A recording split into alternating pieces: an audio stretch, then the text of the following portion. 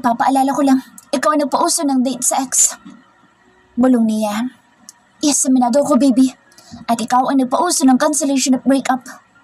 Nakangising bulong ni Rafaela. Kakaiba nga ang ginagawa nilang dalawa. Ang lakas ng trip nila sa buhay. Hanggang kailan ang duration? Tanong nito. Ngayong gabi lang. Sagot ni Ella na bahagyang isiniksik ang katawan sa lalaki. At least mas feeling secured siya kung nasa tabi niya ito. Kahit naman kasi rape ka, ipapayag ka. Tuyan ang kanyang mahaderang other self. Ay, lugi naman yata ako niyan. Sabi ng walang hiyang lalaki na tila inalikan ng kanyang noo bago bahagyang lumayo kaya naman hinatak niya ang braso nito padikit sa kanya. Paglingon niya sa dalawang hitad ay tila mangangain ang buhay at kung nakamamatay lang ang tingin malamang ay bumulagta na siya. Kaya naman ay bahagya niya pang inihilig ang kanyang katawan sa lalaki para mangisay ang dalawa sa inggit. Ano pala? Pabulong niya sabi dito. 1 week would do. Sabi nito, halata ang tuwa sa mukha dahil sa mga nangyayari. Mukhang sasamantalahin nito ang sitwasyon. Abuso na yun. Asit niya dito. Take it or leave it? Tanong nito. Mukhang wala na siyang choice. Ayaw niyang mapahamak sa kamay ng mga galamay ng dalawang bruha. So, it's a yes? Bulong nito. As if may choice naman ako. Irap niya dito. Good. Now, be a good girlfriend baby. Hug me at baka makapatay ako ng taong nakatitig sa legs mo. Sabi nito na bahagya siyang hinapit sa bewang. Kondeng sweet-sweet lang ha? Sabi niya dito. Naramdaman niya kasi ang bahagyang paghipo nito sa kanyang hita. No rules this time baby. Girlfriend kita kaya pwede lahat. Sabi nito kaya naman ay wala siyang nagawa pa kundi ang sumang-ayon sa lahat ng nais nito. Tumingin sila sa mga tao sa paligid. Abala ang bawat isa at nag-enjoy ang mga tao sa paligid nila. May mga nagsasayaw na tila bagong kawala lang na turo. Hey, Ella, drink this. Sabi ni Hazel na iniabot sa kanya ang wine glass na may lamang alak. She's not allowed to drink liquor. She's pregnant. Sabi niya lalaki na ikinapatda niya. Mukhang may ideya na pala ito sa kanyang dinadala. Oh, so that's why you were so protective. Anyway, congratulations. Sabi ni Kring na halata ang disappointment sa mukha. Mukhang balak nitong tumikim ng XL ng dating katipan. As if naman papayag siya. Naupo silang magkatabi. Umorder si Rafael ng pineapple juice. Inabutan nito ng beer ng kasama ni Kring ngunit tumanggi ito at umorder ng alak sa bar counter.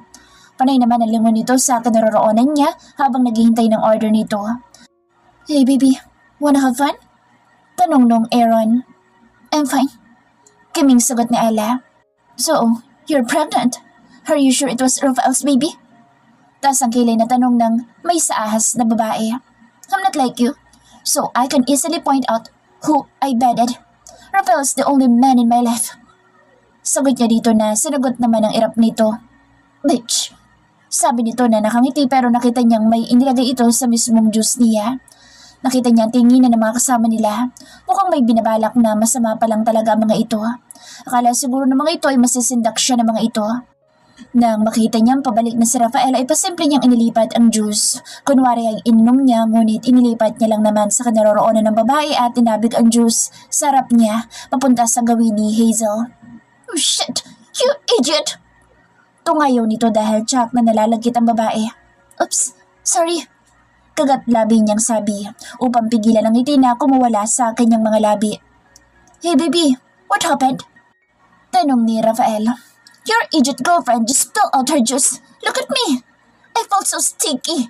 Yuck! Marting sabi ng babae. Nagkunwari naman siyang nahihilo. Time to act like a victim at mas maganda yung maglabas ng acting skills paminsan-minsan. Hey baby Ella, are you okay? Nag-aalalang tanong ni Rafael kay Ella. I felt so dizzy. Daing niya. Nakita niya makuhulog ang tinginan ng mga ito. Okay guys, we better go. Sabi ni Rafael. But Rafael? Tila balak pang humirot ng babaeng hitada. I'm sorry, but we have to go. Anyway, you can enjoy, even if we are not here. Sabi nito na inilalayan siyang patayo. Bye guys. Sabi nito, siya naman ay sinamantala ang pagkakataon. Yumakap siya ng mahigpit sa lalaki.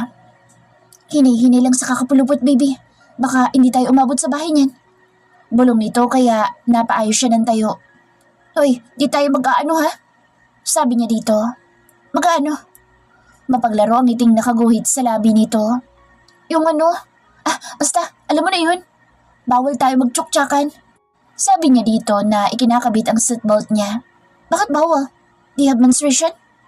Kunot nung tanong pa nito. Hoy Rafael, break na tayo. Pagpapaalala niya dito. Break na pala tayo? Akala ko'y cancelled. Sige, baba ulit tayo. Sabi nito na akmang bababa nga ang loko. Tanggiya ka talaga. Oo na, pwede na. Kakainis to. Awat niya dito. Yan, sagot agad. Let's go baby. Bilisan natin para makarami agad. Bulong nito. Isang matunog na halik ang iginawad nito bago binuhay ang makina ng sasakyan. Mukhang planado lahat ng to Nais sa tinig niya. Paano mo nalaman baby? Biro nito. Halata naman sa galawan mo. Mukha kang nag-e-enjoy sa mga nangyayari. Akusan niya dito. Sus, cancel ba naman ang breakup niyo ng ex mo? Hindi ka ba matutuwa? Biro nito na sinabayan pa ng tawa. Baliw. Sanghal niya dito. Mukhang wala na talaga siyang kawala dito. Sabagay, bakit pa siya mag-iinarte? Buntis na naman na siya. Ipinikit niya ang kanyang mga mata. Bigla kasing sumala kaya mga mahalin na eksena sa kanyang malanding kaisipan. Baka madakma niya nang hindi sadya ang junior nito at baka sa damuhan pa lang mayari na siya. Maging saksi pa mga kulisap sa kanilang maasikabo at maaksyong bakpakan. Halata ang saya sa mukha ni Rafael lalo na nang matanaw na nila ang bakod ng bahay nito. Dito din ba uuwi si Hazel at si Crane? Tanong ni Ella. Nope, may sariling bahay si Crane and besides, ayaw ni Tita Flor kay Hazel. Bukas babalik na ng Pinas si Tita Flor. Kaya I'm alone here with my girlfriend.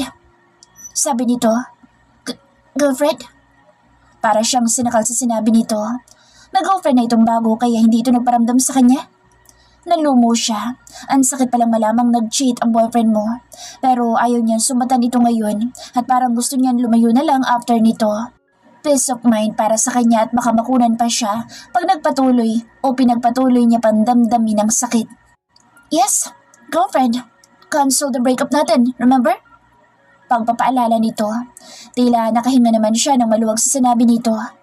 Masyado siyang naga talaga at walang tiwala sa nararamdaman nito sa kanya. Yes. Mahina niyang sagot.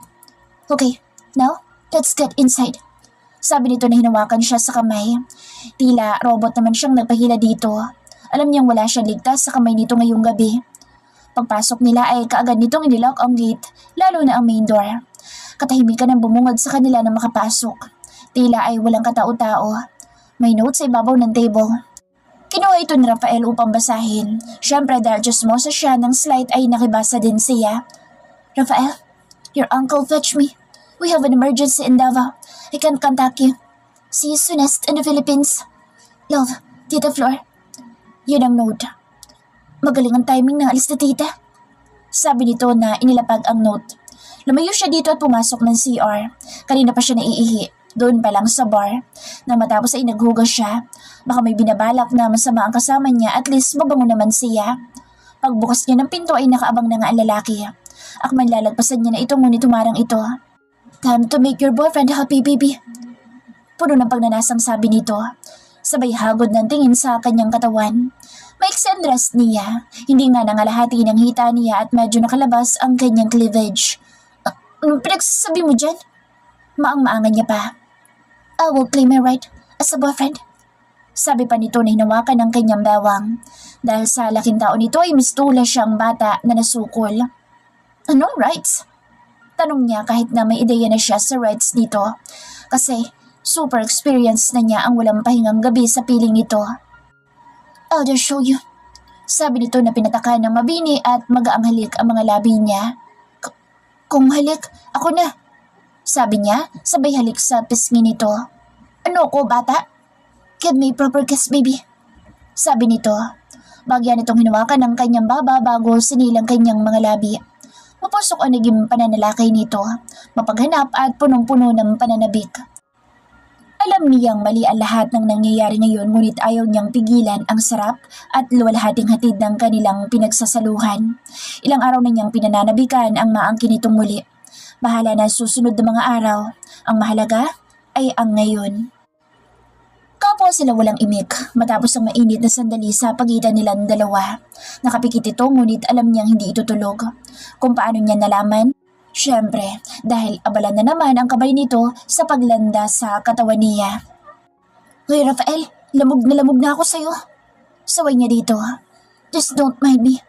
Sabi lang nito. Hinihintay niya na mag-open up ang lalaki tungkol sa relasyon nila. Sa nangyari sa kanila kanina, siguro naman ay naiisip nitong mag-ayos sila. Hindi man lang ba sumagi sa isip nito na baka mabunta siya nito sa dami ng pabuga nito ng kata sa kanya? Kahit hint man lang na may laman na ang kanyang bahay bata? Don't mind kapag nalalaman eh. Baka wala pa isang linggo laylay ng daddy ko kakamasahe mo. Kunwari inis niyang sata dito. Sus, hindi yan. Kahit naman lumaylay mamasahihin ko pa rin naman. Sagot pa nito. Baliw talaga ang Hudyo. Sipain na lang kaya kita. Tama na kasi. Pinaalala ko lang po at baka nakakalimutan nyo. Nakalampas na po kayo sa 10 rounds. Parang mamamatay na nga ako eh. Inis niyang asit dito. Kahit kasi anong awat niya ay patuloy ito sa pag-angkin sa kanya. At syempre dahil marupok siya ay ginusto naman niya mga nangyari. 10 rounds na ba yun? Parang 3 pa lang ah. Nakakalokong sabi pa nito na sinabayan pa ng tawa. Lalo na nang kinurot niya na ito. Iniiwasan niyang kurutin ang kabilang side ng bawang nito na may sugat. Lagpas na nga eh. Kahit kasi anong gawing awat ko sa'yo. Hala, kayod ka pa rin ng kayod. Ingos niya dito. Para sa kinabukasan, baby. Kailangan kong kumayod. So ano, pwede na ba ulit? Tanong pa nito. Hinampas na niya ang braso nito. Sira ulo ka. Nasira mo na nga ang kama. O pati ang sofa sa sala. Pakahilig mo. Hindi naman siya nagagalit ng ganoon ito. She loved everything about him and that includes his weakness. Kahit pa nga siguro kriminal ito ay matatanggap niya. Ang gusto niya lang ay suyuin siya nito pero mukhang hindi uso yun dito. Nasa lapag ang kutsyon ngayon dahil gaya ng sofa ay bumigay ang isang paa ng kama kanina. Akala niya ay lumindol dahil tila inuugoy sila. Yun pala ay nabali ang isang paa ng kama. Nakakahiya kung malalaman ng iba ang lahat, lalo't break na sila. Just wait baby. Sabi nito. Dumukwang ito sa drawer na nasa gilid ng kama at may kinuha. Medyo nahirapan pa itong abutin dahil nakapatong siya dito. Nalaki ang kanyang mga mata nang makita ang bagay na kinuha nito. Isang pulang kaheta ang kinuha nito at more or less ay may ideya na siya kung ano ang laman ng kaheta. Now, Ella, will you marry me? Tanong nito na masuyong nakatingin sa kanya. Napaluha siya dahil hindi naman niya ina-expect na sa ganitong pagkakataon ito magpo-propose.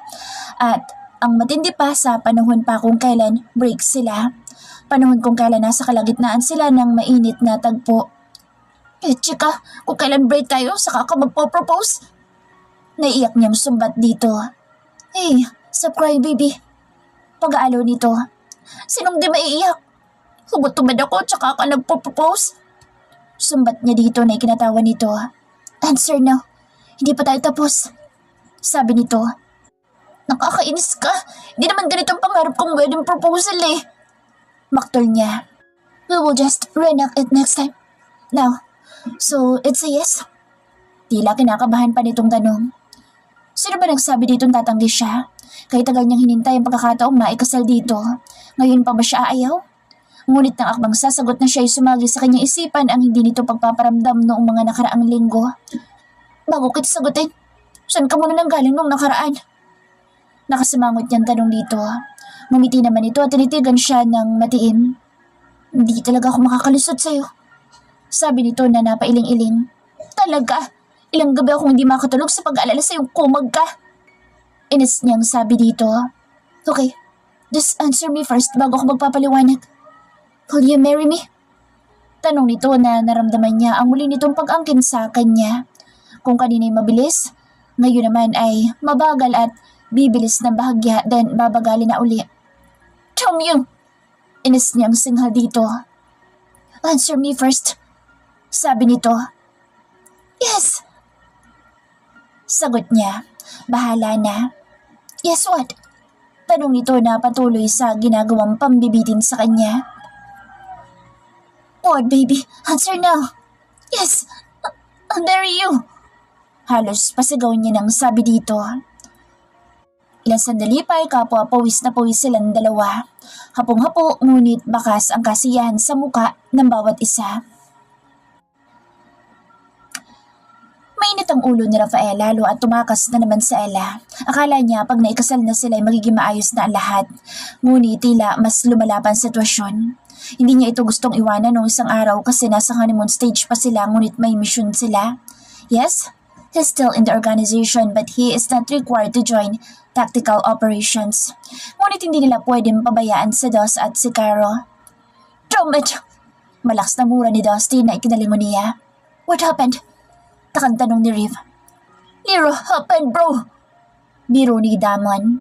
Akala niya siguro hindi ko tototohanin na ilayo ang mga anak namin kung hindi niya ako pinakasalan. Inis na asik nito. They have almost the same situation today. Nabuntis dito isang babaeng gusto nito na halos ito na rin ang nagpaaral. Ngayon mukhang malapit na din itong matali. Pwede mo naman daanin sa shortcut pre.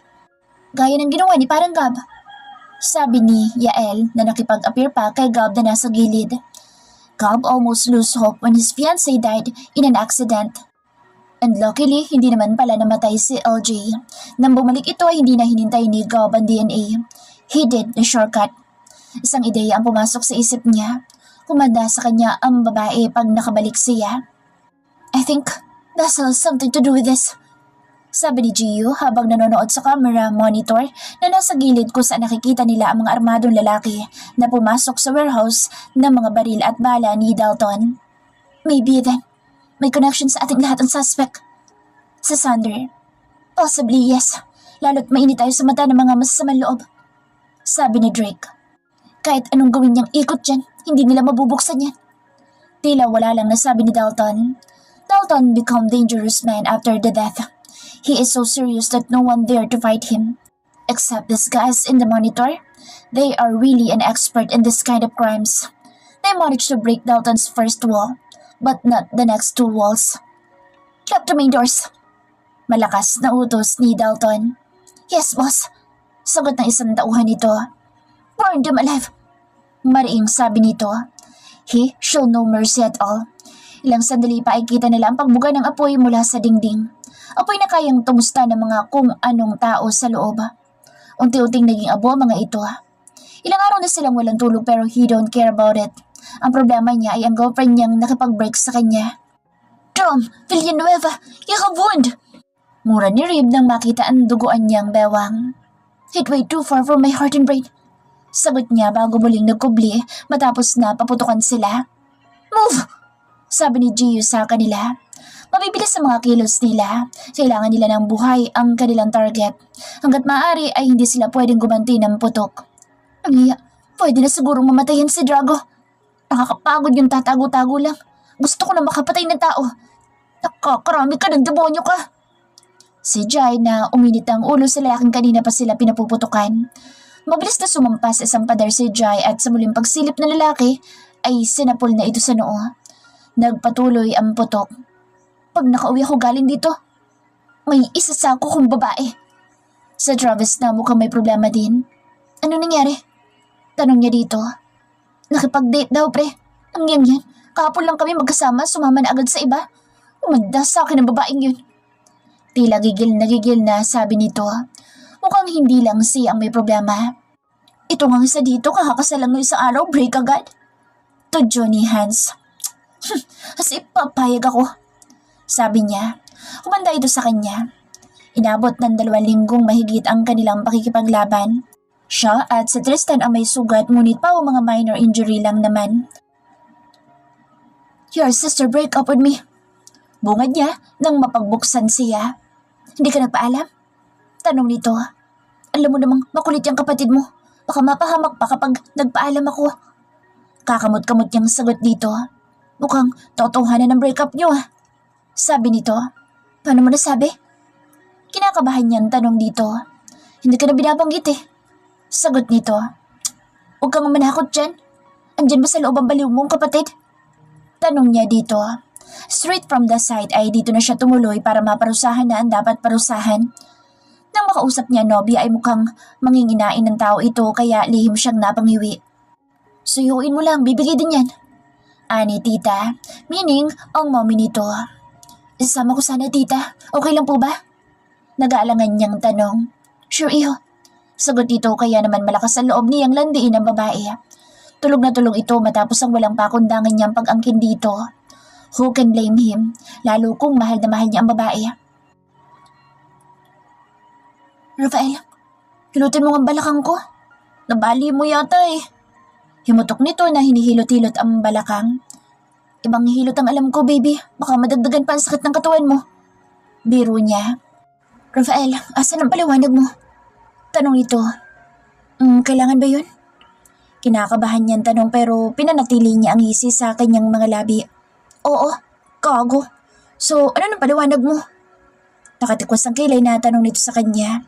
Napatingin siya sa dibdib nitong nakatambad sa kanyang harapan. Oo, sabi ko nga, kailangan ko sumama at yun nga, galing ako sa misyon. Sabi niya dito. Misyon? Taka nitong kunot na kunot ang noo. Yes, misyon. I'm a secret agent, baby. Ngayon, kung ano man ang narinig mo'y dapat sa atin lang dalawa. Naintindihan mo ba? Maaari kasi nating ikapahamak pag marami makakaalam. Sabi niya dito. Hindi ka man lang nag-text. Inis nitong sumbat. Si Ren ang may hawak ng mga cellphone namin. Paliwanag dito. Bawal kasi, baby. At ikaw naman, break ka agad eh. Alam mo naman na abala din ako. Sabi niya dito. Sus, kain na tayo. Ayan nito. Mukhang nagutom ito sa kanilang ginawa. Alam niya na marami pa mga darating na pagsubok at sana'y maging mas matatag na ito. Nagising si Ella na kumakalaman sikmura at may mabigat na mga braso na nakapulupot sa kanyang bewang. Dahan-dahan niyang iminulat ang kanyang mga mata at nilingon ang dahilan ng sakit ng kanyang katawan. Ang lalaking may jumbo hotdog at nakarobos ata sa tindi ng stamina. They shared steamy hot lovemaking last night at magpahanggang ngayon ay dama niya pa ang bakas ng kanilang mainit na sandali. Napatitig siya sa mukha nitong tulog na tulog. Hindi na sila nakakain kanina dahil iba ang kinain nila. Hindi pa rin siya makapaniwalang ikakasal na sila this time and it is for real. Wala na ang kanyang doubt sa pag-ibig nito sa kanya. She can just sit there and wait for him to go home in her arms. They've been in many trials but they made it. Nagawa nitong patunayan na may isang Rafael na kayang maghintay. Rafael na kayang umintindi ng kanyang mga sumpong at Rafael na mahal siya. Rafael, nagugutom na ako. Sabi niya dito sa bayugyug sa braso nito. I already ordered. Sabi nito na isunubsob ang mukha sa kanyang leeg. Baka dumating na. Nag-aalala niyang sabi dito. You can face the delivery boy even without panty. Biro pa nito. Baliw? As if papaya ka? Summer ngayong buwan dito kaya naman ay pwedeng rumampa ng nakabikini. No way baby. This is for my eyes only. Sabi nito. Maliligo muna ako. Sabi niya dito na mabilis na nakalayo dito. Baka kasi kung ano na namang maisipan nito. Baka magising na lang siya nasa hospital bed na at kung malas-malasin pa, baka hindi na siya magising sa sobrang hilig ng lolo niya. Paglabas niya mula sa panliligo ay nakahain na sa dining table ang mga pagkain. Nang maamoy ay kaagad na kumalam ang tiyan niya at hindi halatang gutom. Come and sit here, baby. Sabi nito na ipinaghila siya ng upuan. Anong oras na ba? Tanong niya dito. Past 9. Tipid na sagot nito. Nagpaliwanag na ito kung saan ito nanggaling noong nakaraan ngunit duda pa rin siya dahil may sugat ito. Ayon dito may bagyo kaya hindi agad nakakontak kasi na-isolate sila ng mga baliw na kaibigan ng kanyang kuya. Pinakausap pa sa kanya si Kuya Hans at si Kuya Riv para maniwala siya. Marahil kasi kung si Yael at Kuya Dos ang ipapakausap ay talagang hindi siya maniniwala. Pag kay Dustin kasi ay nagsaselos ito. Saan ba talaga galing ang sugat mo? Naalala niya itanong dito. Nahiwa nga ng yero na lumilipad. Sabi ulit nito, patuloy lang sa pagsubo. Nagpakabayani ka na naman siguro. O baka may magandang babae sa labas kaya nagpa-cute ka. Anis niyang sabi dito. Selosa. Lambas ako kasi yung kabayo na nakawala. Huwag kang selos na selos. Baka mami hindi na naman kita patulugin. Banda nito. Ayusin mo lang talaga. Maayos naman ako, baby. Just calm down and rest assured wala akong babae. At sa'yo lang titibok ang dibdib at ang nasa baba ko. Sabi nito na inginuso pa ang nasa baba nito. Natatawa niyang tinampal ang braso nito. Mapanakit ka baby ah. Ano yan? Ganda sa malalakas kong bayo? Biro nito na ikinatawa niya.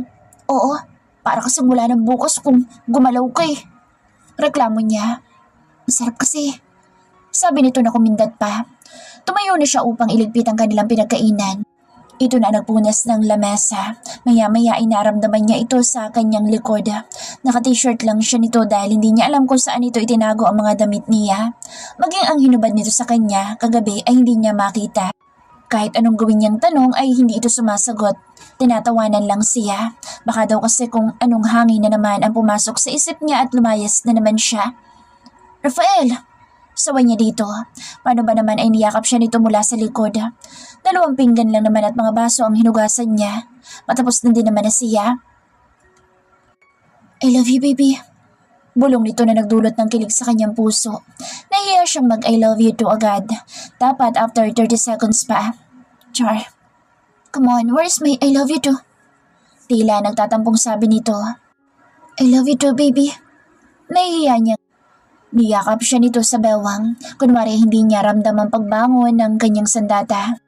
Tom, why I am like this? Di ba pwedeng yakapin lang kita na hindi sumasaludo ang baba ko? Himutok nito na ikinayo niya sa alaga nitong hindi napapagod sa kakatayo. Wala silang kalmado, pero deep inside, alam niyang kumukulo-kulo ang dugo nila. Hindi niya lang alam kung kanino, kung sa kanya ba o sa 2 babae sa harap nila. May pasabog na kasi ang 2. Ang gagaling. Tingnan mo nga naman, ang akala mong Santa Santita ay isa palang prostitute. Nakataas ang kilay na patutsada ni Hazel. Itinuro ang mga larawan na nasa mesa. Gustong matawa ni Ella pero pinipigilan niya lang. Hindi muna siya iimik. Titingnan niya kung hanggang saan ang kaya ng 2. She's working at the bar. Kung saan sa beer house mo lang pala nakuha ang babaeng yan, Rafael. OMG. Sabi ng isa. Here, tita. Take a look at this. Ibang lalakang kasama niya. Patuloy na patutsada ni Hazel habang ang mga kaanak ni Rafael ay nasa harap na ng mga ito at seryoso ang mukha. Are you done? Tanong ni Ella sa 2. Wow, ang kapal na mukha mo. Ang tapang naman ng... Sabi ni Cream. Mabilis na tumayo si Ella at sinampal ang babae. Mabilis siyang nahila ni Rafael. Iliyo mo sa akin yan, Rafael. Baka makapatay ako. Sabi ni Ella sa katipan. She is Micaela Valdez, a millionaire since birth. And where did I meet her? We met at their house. She's wearing her school uniform. Her work? She's a businesswoman. Now Hazel and Green, where the hell did you get that picture? Tila kulog na dumugundong ang boses ni Rafael sa buong silid na iyon. Nagising sila kanina nang mabibilis na mga katok na tila ba may sunog. Butit nakabihis na sila kasi nagising sila 4 a.m. at alam niyo na kung ano ang ginawa nila. Then nag-shower bago natulog ulit. Nabungaran nila ang magulang at ilan pa mga kaanak ni Rafael at nandoon ang 2 hitad na may pasabog daw. Ang sasarap pasabugi ng mga nguso ng 2 peste. Nakakahiya kayong 2. Look at yourselves. Hindi ba kayo mukhang sluts? Ani ng isang tita ni Rafael. Kundi lang dahil kay ate matagal ka nang wala dito. Hazel, you never change a bit. Mas lumala ka pa over the years. Sana lang inaging mabuti ka. Sabi ng tito ni Rafael. I'm sorry about this, Ella. You can still file a case against them. At umasa kang hindi kami kukonsente sa kanila. Sabi ni Tito, ang daddy ni Rafael. Tito!